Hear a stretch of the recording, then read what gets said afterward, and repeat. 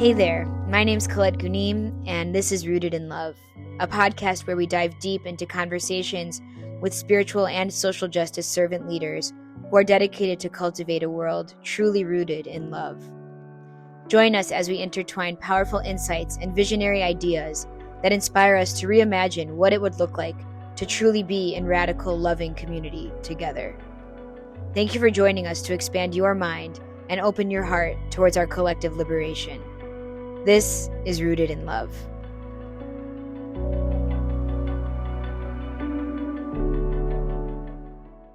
Hello, everyone, and welcome to this episode of Rooted in Love, where we discuss the topics of spirituality and social justice and healing so that we can truly create a world rooted in love together. And I am so honored and grateful to be joined today by Suzanne Kanso, who has been such an inspiration as someone who has really gone on their own deep healing journey and has created such powerful healing tools and practices through their own work. And so we're going to dive into all the things around this healing work while also still being tapped into how do we create a liberated world in the justice space as well. A little bit about Suzanne, that they are the founder of School of Ikigai, which we'll hear more about, and has also just recently, I just saw on your profile, got recognized as one of the top 12 mental health startups by F6S in Canada. So congratulations for that. Mabruk. Thank you. And also has been nominated for Entrepreneur Impact of the Year, which are just phenomenal, like as you follow your calling, how these things come pouring through of people starting to recognize it. If we'd like to go ahead and begin first off by stating a little bit about yourself and what your work is and what your soul calling has been. And then I'd also like to ask if there is one practice you'd be open to sharing with everyone that allows you to stay rooted in love in your day-to-day. Absolutely. First of all, thank you so much. Salam to all. Un saludo a todo. Yes. For having me here. Colette, you are such a powerhouse. I've seen your journey, how you've powered through and pushed traces of home, which hits the homes, the inner homes of a lot of us. Thank you for sharing your journey. That's also very inspiring. I'm Suzanne. I am Lebanese Canadian. I am a war child. I battled 15 years of illness, which brought me to growing up in the West to my 5-year spiritual pilgrimage that led me to look for answers that I couldn't find in the medical care system here, that left me all behind. Just another number or a lab rat being gaslit by doctors, not believed. I wanted someone to extend a hand for me and just believe me when doctors couldn't give answers to me or for me. And then there was one day, I remember I was in Toronto at that time, and it was this whisper that said, hold tight, don't give up. There was this phrase that I came about, it's like, wait for the light at the end of the tunnel, which there's this so much anger that I really was frustrated every time someone said that, until that whisper was said to me, no, don't wait for the light at the end of the tunnel, become the light. It took me from a passenger on a bus to the driver. Instead of being passive, I was active. So I embarked on my 5-year spiritual pilgrimage, especially also because I grew up in the West. I was a war child. I grew up with bombs dropping, toys as we see now that are shaped as balls, but they're in fact manufactured to kill children. I would remember my mama say to me, Mama, Antibho, please pay attention. Don't go to this hill, avoid that hill, because unfortunately this kid lost this limb. So I grew up here, after 9/11, not realizing I had deep-seated hate for my own faith and roots. But it was like conditioned and programmed. And I was like, well, wait a second. I grew up here listening to Sharia law. And, I remember going to my mom and I'm like, Mom, I was in grade 10. I'm like, Mama, what's Sharia law? I didn't know what that was until I came back to Canada. At that time, I was visibly Muslim. I had the hijab on. But my story was I couldn't advance career-wise because of my hijab. So, we got called extremely racist slurs, like you're hiding a bomb under your hijab. I was a kid. I wanted to play soccer and basketball. I would have had a dual scholarship, but I was, I couldn't partake in that. At that time, it wasn't so open. And I loved sports. So I realized that For some time, and this is the first time me sharing it out loud, I stepped away from Allah. I was so angry and I didn't know why. Back in 2017, when I was on all these pills, with mental health, I said to myself, Isa or Susan, Susie, I saw bachata. I remembered this person's name. Her name was Jenna, my coach, who helped me a lot. She created Pretty Wings, which became mental health therapy, somatic movement, and how we can liberate all these stored traumas in our bodies. Shirley from then created the biggest or largest movement on Instagram, which was Bachata Femmes, because people felt seen. It was birthing something from love, because love, I didn't receive that love, but I wanted to give it. It came from pain, not being heard, not being seen, not being believed. And I remember saying to myself, I said to Allah, I'm like, Allah, I'm going to commit to this. The way I got off the pills was anchoring how I felt in that moment and allowing that to become the medicine for the next day to get out of bed and go to class. From there, I told Allah, Allah, I'm going back to praying religiously. Like, I'm not going to skip a prayer. And I realized ever since I started that, back in 2017, I felt this overwhelming sense of peace inside my heart. And I was like, oh my God, like, this is what peace feels like. From there, I embarked on my spiritual pilgrimage across the world, right? During COVID, I got into a car accident.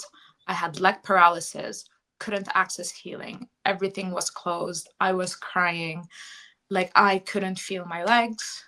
Fast forward, I'm in the jungles of Colombia. I don't even ask me how. The universe will conspire in your favor if you have an unwavering belief in Allah.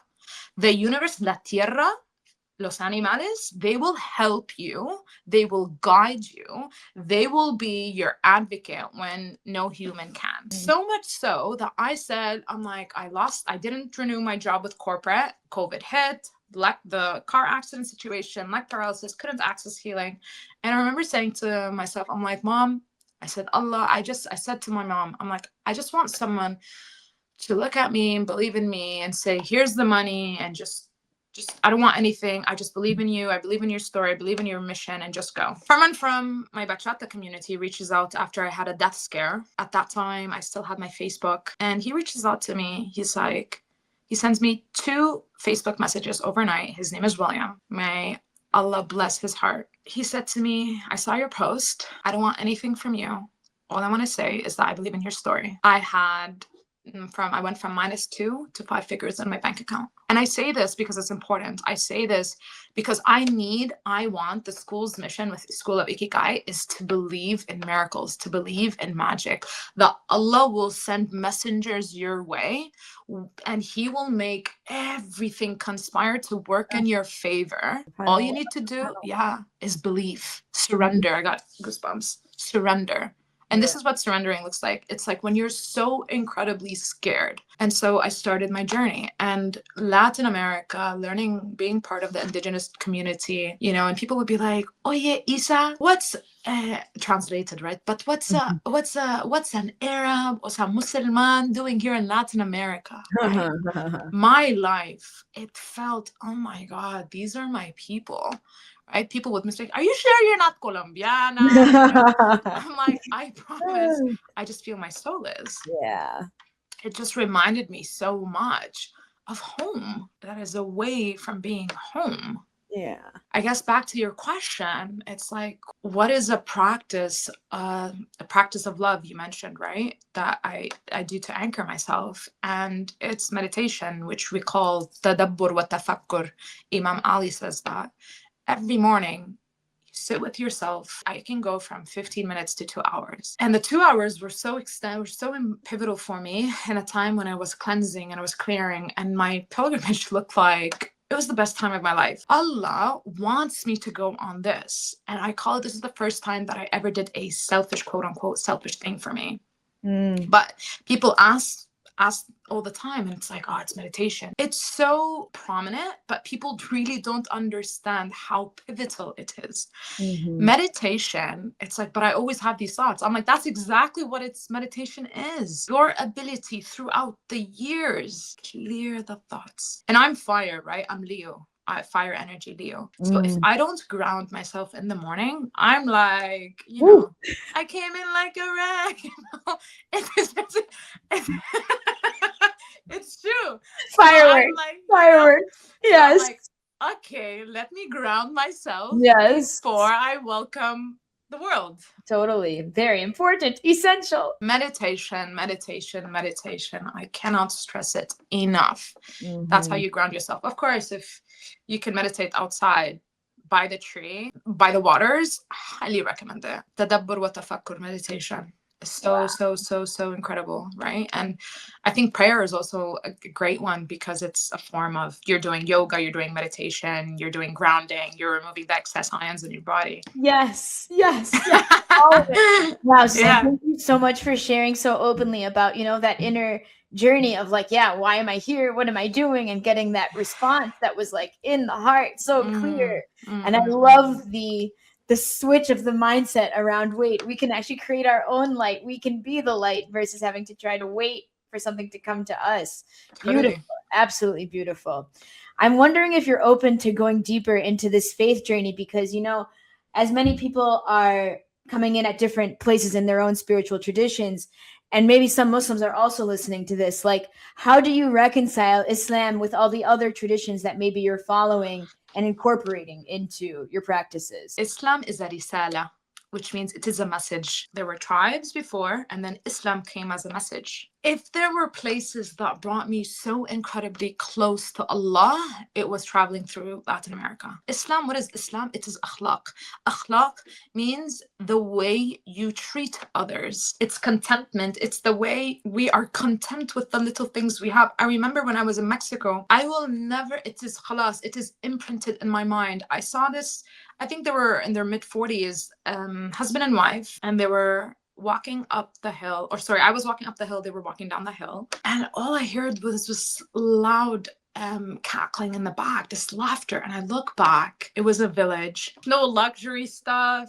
Luxury is fine. Like, I love luxury. Like, I love luxury, right? But conscious luxury. I'll just add that in for now. Yes, yes. And I looked back and I saw the simplicity of their life, and I saw life, what the meaning of life is in that specific moment. Yep. It's being content with what you have. In Islam, we say a human always wants more, more, more, more. So consumerist culture, right? For me, Islam was through practices that I got to know from indigenous people, from different cultures, practices, Japan and Indonesia, Bali. Respect for me is when you are able to hold your own faith and respect and partake in the practices of others, which is what I did in Bali. And I know Balinese Hindus and Buddhists were very surprised when they found out I was Muslim and I was visiting their temples. When you show that character, you're like, I'm here to respect your traditions, your cultures, and wear your wardrobe, and I will partake. We say partake. So in Lebanon, Christians and Muslims, they partake in one another's celebration ceremonies. Muslims at Christmas, and Christians, like, for example, right now during Ashura and Karbala. So they're just coming and they're participating in that spirit, because this is what being human means. This is, for me, what rooted in love means. If I am truly rooted in love, it means I can hold space for anyone as they come, as they are, no matter what stage of life, your race, your color, your anything. Just come as you are. And so Islam, for me, is that. Not the Islam I was raised up in the West believing or being conditioned to believe. And you start questioning, but my brother doesn't look like that, but I'm a princess with blah blah, and how my brother treats me, that's not an accurate representation. And the amount of hate towards Muslim men, it hurt. Yeah, Islam is a message, and I feel like if we can anchor that love and message across communities, right? When people were like, you're Lebanese, Arab, Muslim in Latin America or in Japan, and people are having this exposure and the constant, wait a second, but you don't, I literally had that over and over and over again, this comment, you don't look like what's portrayed in Hollywood. And I'm like, okay, what do I say to that? Sometimes, which is, it's so funny that it's not funny, but in Lebanon, all we do is when we hear something like that, to make light of situations, not take it to heart, we just laugh about it, Mm-hmm. and just meet people where they're at, because, there's $1 trillion propaganda being painted right now. Totally. So all we could do is share love, right? Yes. Wow. Yes. And I think it's really important for people to see that there is no monolith of what it means to be Muslim. And so that you're able to say, like, yes, I can have deep faith and devotion, and I can be in my own authentic self in all of my Absolutely. fullness, that's actually love too. Beautiful. Beautiful. I would love to also get to go deeper into your work and the School Right. of Ikigai, which is doing phenomenal work across generations. And so, if you're open to sharing a bit about what the School of Ikigai is, what your mission is, and yeah, what kind of services you offer. So the School of Ikigai was birthed from that moment that I mentioned earlier, is that I wanted someone to extend that hand. And so I Mm-hmm. couldn't find it. So I became that for myself. And I vowed to myself, I wanted to extend what wasn't extended for me and to become that light. So I have like Tribu de Luz, like a tribe of light. That's the community name. And that's what I want to bring in and attract. Because the School of Ikigai was birthed out of pain and suffering. And it's a sanctuary for those who feel lost, who feel all alone. And according to WHO, the number one illness in 2030 is expected to be loneliness. Yeah. Loneliness. I was inspired by the concept in 2021, 2022. I brought it to life, and it's been a very uphill battle. I don't have a rich sukkar baba, which is a rich daddy, or a rich uncle. I'm not white. Stop. Stop. So Stop. you're like, okay, I have to learn a different language, maybe two. I never had anyone model entrepreneurship for me. So it's like, all right, so go figure it out. Mm-hmm. So School of Ikigai, I thought for the longest time was helping people find their purpose. And I'm like, no, I help people come back home to themselves. Because the moment I invite you to come back home to yourself, to feel safe, to regulate your nervous system, you will arrive at your purpose. You will remember what you're here to do, and you can have fun with it. You don't have to stick to one thing, because your purpose can be multidisciplinary, can come in chapters. It's not finite. We're human beings. We're complex. We go through journeys. You're not meant to, for example, some people can live in one place. Some people need to, like myself, travel the world constantly, explore different places to live. So the School of Ikigai was birthed for that. And we go through it through mind, body, soul, right? So my great teta, so my mother's teta, was a massive healer in the south of Lebanon. When doctors would say to villagers, like parents, sorry, your child is dead, they would bring it to my great tata, and she would read Quranic verses. Because tata is Sayyidi, she comes from the Prophet's lineage. That's what Sayyidi means. The child would be fine. I remember the reason also I embarked on that journey of why the School of Ikigai, it's that it was passed down, but because of being a war child and having to leave my roots, it was lost until I saw two dreams, ru'ya, where my great tata, my mom, and the torch was being passed down to me, which gave space and permission to my mom to also not succumb to what society would always say, because your relatives would say, it's just a dream, but why is it coming true? Well, how come this person is, in Japan, someone said to me, it's like, I've been here for 4 months. There's heavy, dark energy around here. But for the first time in 4 months, ever since you came, I've been able to sleep. Thank you. And so in Colombia, the indigenous community gave me a title which gave me shivers, and they said to me, pues claro, eres la profeta de luz. Excuse me? Like, you are a prophet of light. I'm like, wait a second, Habibi, what are you saying to me? What are you saying? Wow, what a title. That is amazing. But it's true. And it's like, It's true. how do I digest that? How do I carry that? Because I'm human, I'm flawed. And maybe it's remembering that being rooted in love doesn't mean the yoga matcha community. That's huge on spiritual bypassing, but rather is the ability to hold light and darkness, to fight for love. If I am seeing injustice, I fight for you. So the School of, and that's what has set, honestly, it's set my School of Ikigai in the last 2 years back a lot, especially on my LinkedIn. It set me back, investors, from almost almost having a community of a team, sorry, hiring a team.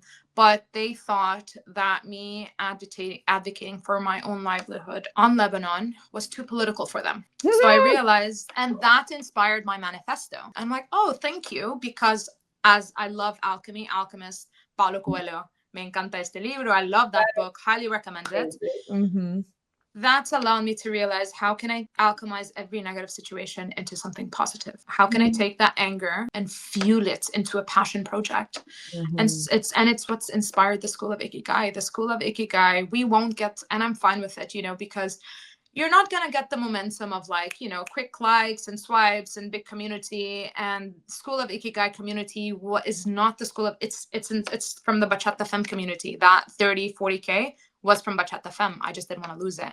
So being off the grid, I came back and I'd be like, all right, so basically I'm starting from scratch and I'm coming back and I'm saying, hey, we're here, we exist.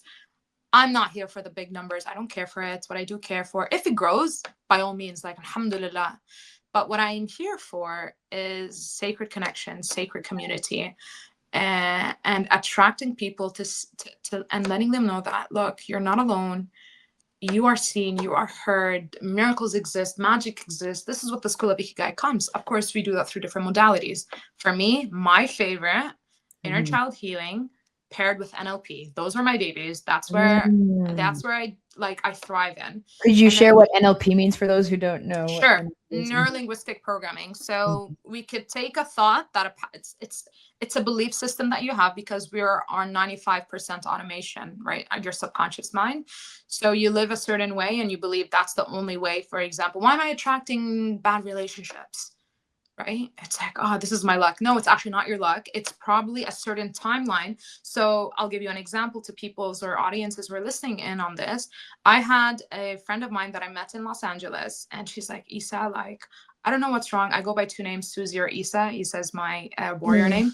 Isabella. And we went back, and through my ancestral era, Arabian healing, I was able to receive a download that said what happened, which prompted the question, what happened on this specific date a few years back? So it's December. Every December, something would happen to her. So she went back and she's like, oh my God, I had this traumatic event happen. Fueling Arabian healing, NLP, inner child work, we go back to that memory. So think of it like it's a film. You go back on your computer to that, and let's edit that back. Once we edit that back, I give you space to go back in and rewrite the story. Give permission to your little child, inner child, feel safe, and then rewire that pattern that has kept you stuck for so long, whether to attract financial independence, liberation, or the right partner, or to quit your job, whatever it is, giving that permission to do that. That's literally the sum and the heart of the School of Ikigai.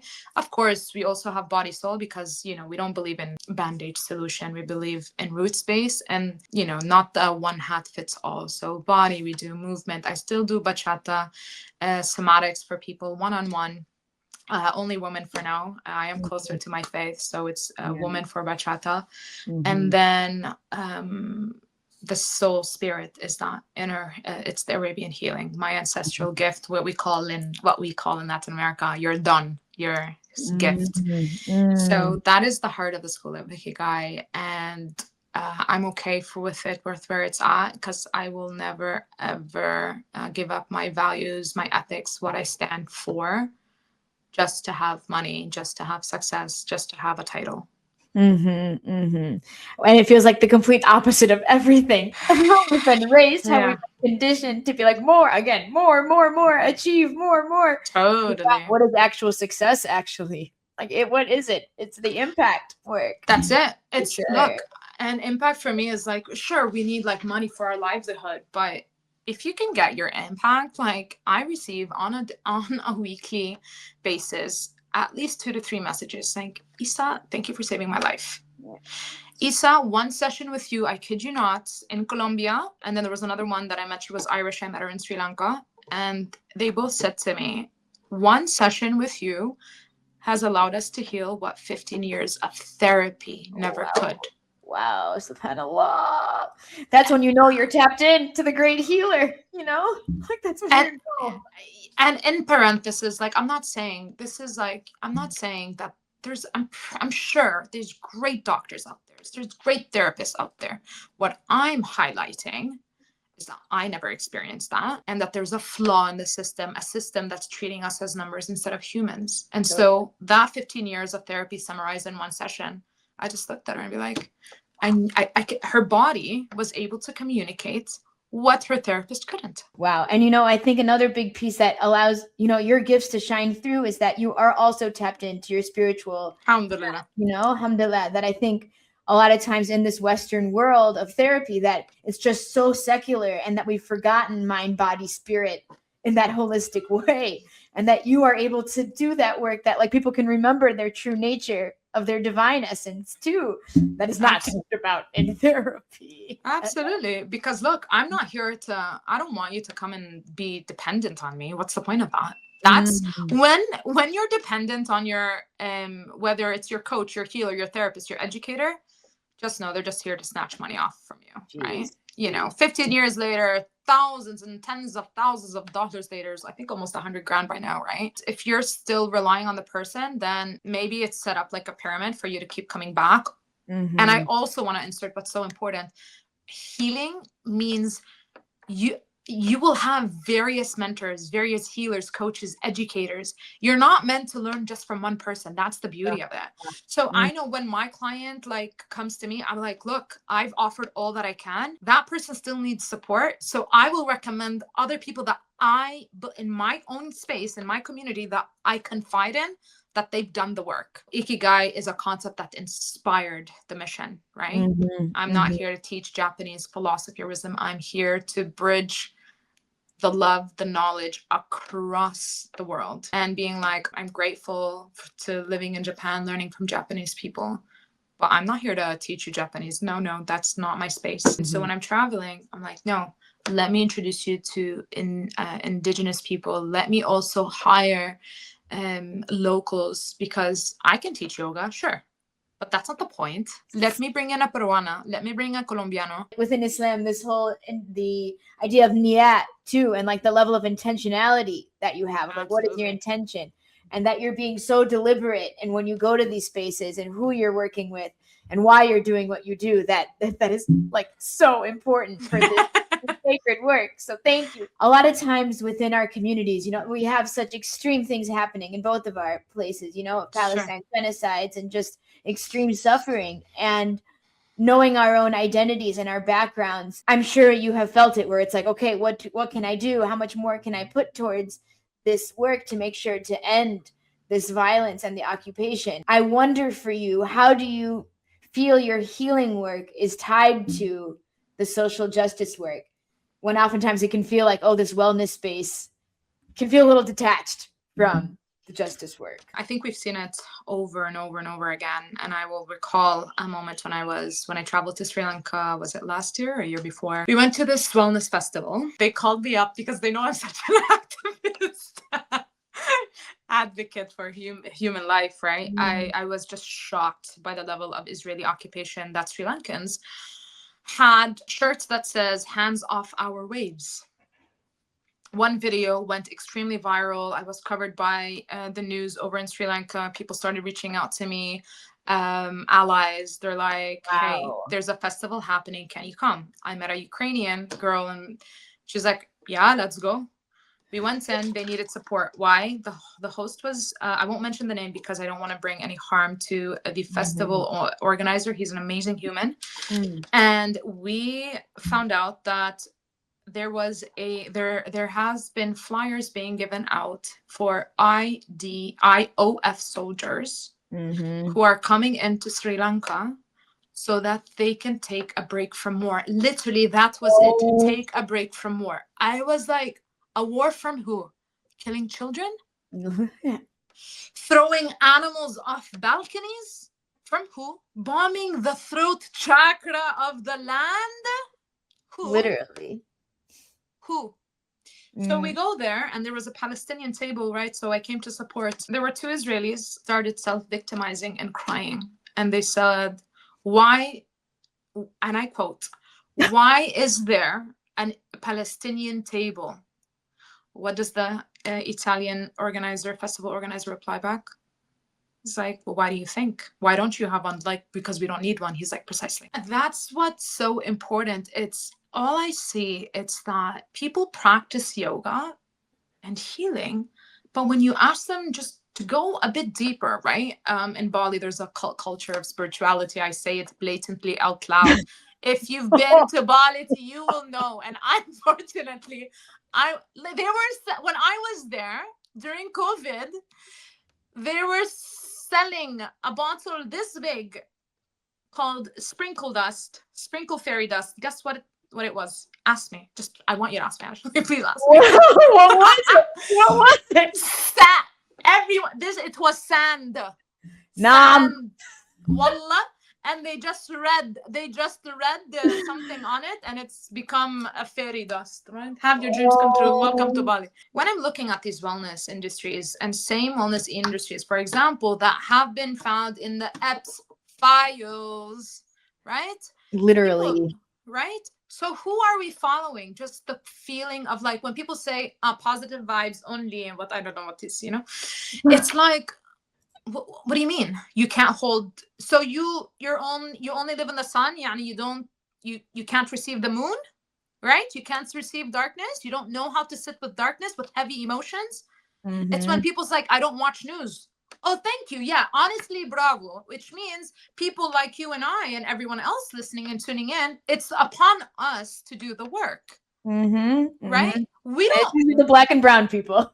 That's what it is. and it's like, oh, Yes. okay, yalla, go have your, I would love to just have matcha yoga, not worry about anything Come on. else. Mm-hmm, of course. But that's the spiritual world we live in. People are not, it's like they're not even practicing, I forget this exact word in yoga, but which means basically to fight for liberation. How are you liberating? You're not liberating, you're silencing. Or an Israeli soldier, I will never forget this image of an Israeli soldier having an AK-47 over here with her yoga mat here. Oh. Yeah, habibi, it doesn't go together. Also anger, I'm an advocate for anger. Anger is so important. If you are not angry, you've been conditioned. Everyone has always told me, is like, no, Isa, like, there's a difference between Japanese philosophy of learning how to control your anger versus silencing your anger. Well, the moment you silence your anger, just know that you have cut this open. Yes. Yes, anger is necessary.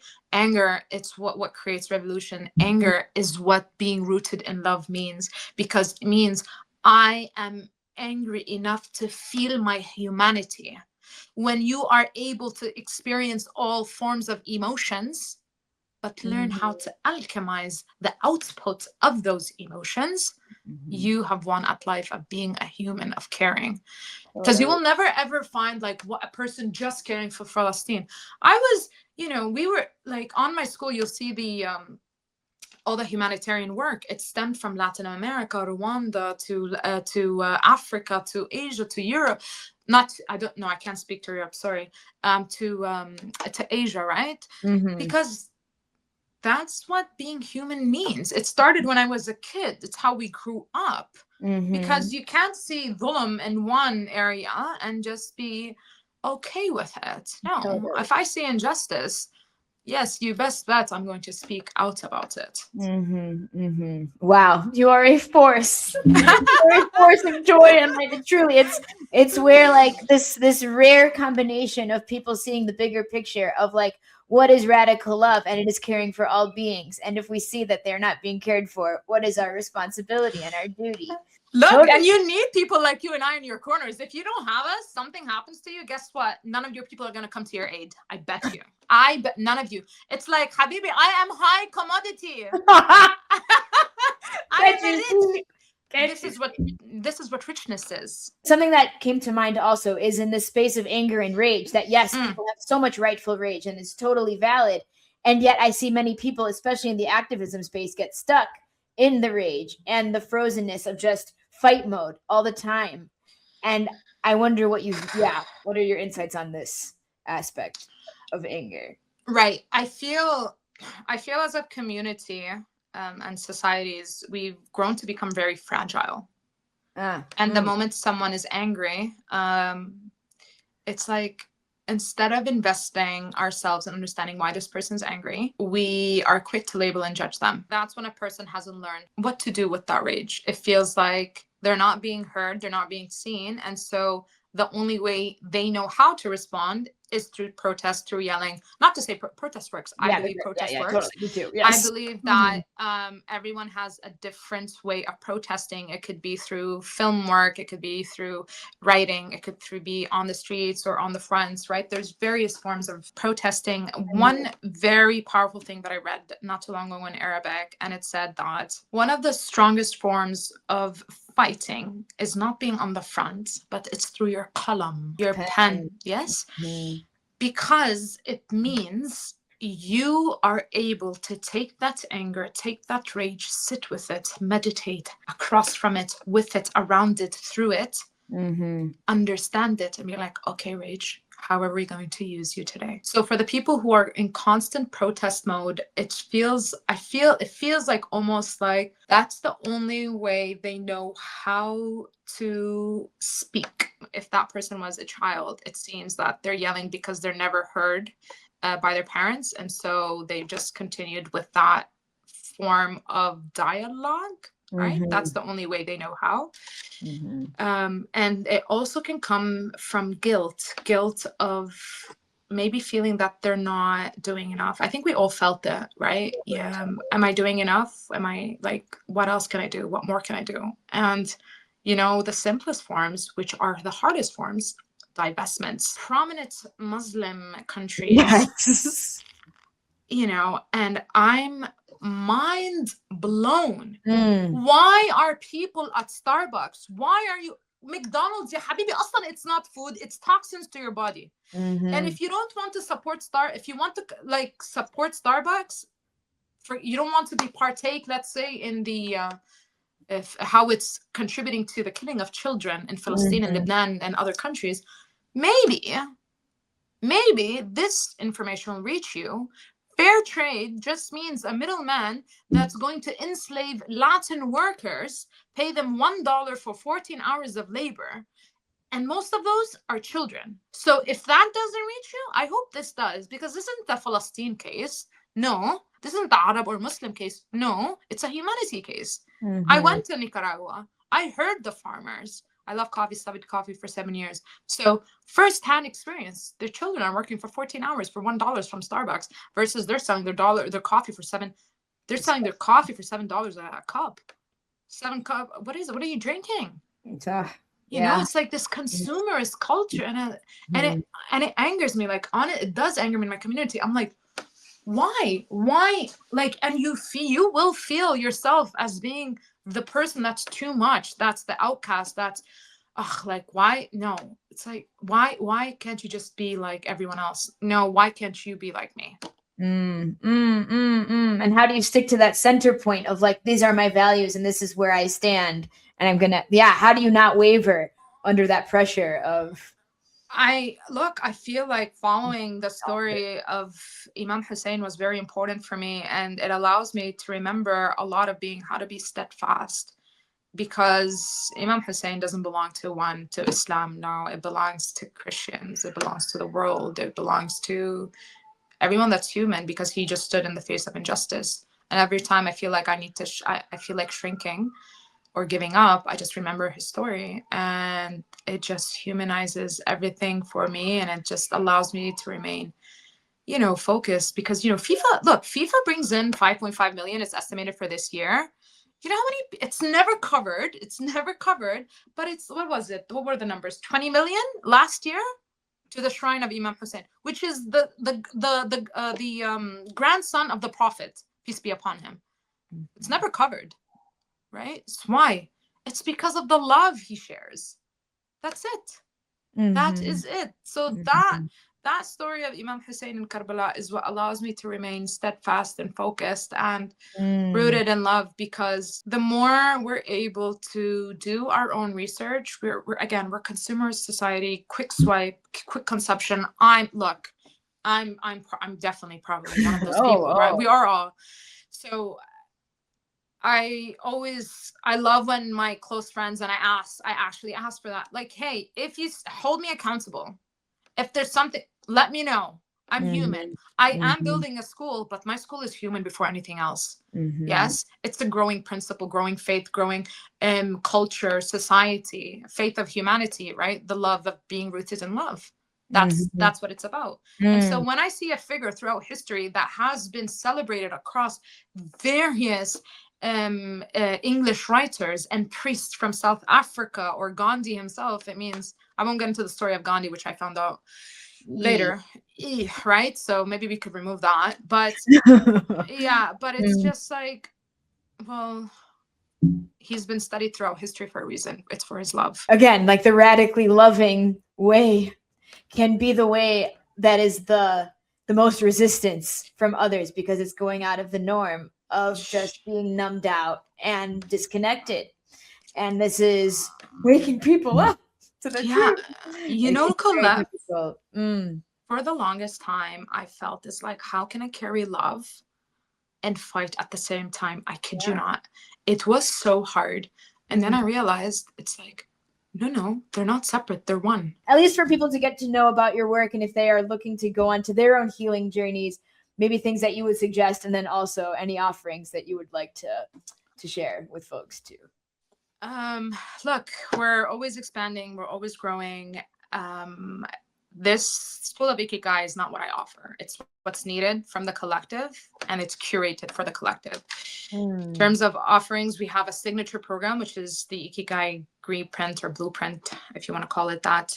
That's where we focus. We shade 15 years into this program that allows you to reset your life and have you, yalla habibi, start traveling, doing the things that you love, break free, love your, forgive, love yourself, come back home to yourself. A lot of my clients have battled severe depression, parenthesis, also suicide, Mm. sexual assault and violence have been huge. And also people that are sexually confused have come to me. So we support love, we provide love support through your journey, through your path. And we also, I'm hoping, we were supposed to host the retreat of Peru last a year. It wasn't the right time, so Mm. inshallah by end of this year you can stay tuned, follow us on School of Ikigai. I also offer Ikigai Kids, which is actually my expertise because for 15 years I was a UNICEF educator. We worked with refugees in Lebanon, Syrian refugees in Lebanon, also in Kazakhstan, the first ever UNICEF qualitative study that we did there. So we offer Ikigai Kids as well for parents, so that, because I know the moment you understand your kids' gifts, instead of and in Japanese culture they're huge on that. In Chinese, I believe as well, it's now discipline first, choice later, versus in America, North America, no, choice, freedom, and then you can create discipline later, right? Mhm. So Mhm. you have those from a young age, create mental health awareness, confidence, enthused in your own body and connected to your mind, body, soul. Then you're able to really thrive in the world. And I saw that heavily when I hosted a workshop, Ikigai workshop for Airbnb leaders last year. And it was just mind blowing. It's people were so, in corporate world, people are very distant from their own bodies. So the moment, the questions I would ask them, you should see them. It was very successful. This was actually the most attended session during Arab Heritage Month at Airbnb. Incredible. Mabruk. Mm. So thank you. We have lots of projects going on. Thank you for asking me that and also allowing me to share that love and magic with people. Please inquire. So we have this one program, one retreat, and also for Ikigai Kids, we're trying to keep things simpler so that it's accessible for everyone. You can, again, look us up on the website, www.schoolofikigai.com. I'll leave it here. Thank you Yeah. so much, Colette. Thank you, Really, you Suzanne. are such a beautiful heart, soul, mind, body, spirit. I love the work that you're doing and that Thank you're just you. saying, you're just sharing your human experience, your human life, Mm. and your fight is powerful. As a Mexican, that was my first Latin country to travel to. Mexican, Palestinian, what a beautiful mix. And all the power to you. And inshallah, one day we'll meet in person very soon. Inshallah, inshallah. Yes, so like many collaborations to come, inshallah. Inshallah. It would be so great. My soul twin, truly. Thank Habibi. you. Thank you, Suzanne, for Habibi. being such an embodiment of love, truly, that you are doing the work for so many. And it's just like such an inspiration. And so, yeah, however people want to get involved, stay in touch, we'll have all the links in the show notes. And yes, we're wishing all the best on your journey, and may you continue to flourish, however, in the best place, Merci. you know? In the Habibi, slow merci. pace or the fast pace. Great. Bisous, bisous, bisous. Yes. Thank you to everyone. Bye, y'all. Thank you for Salam. joining in. Until next time.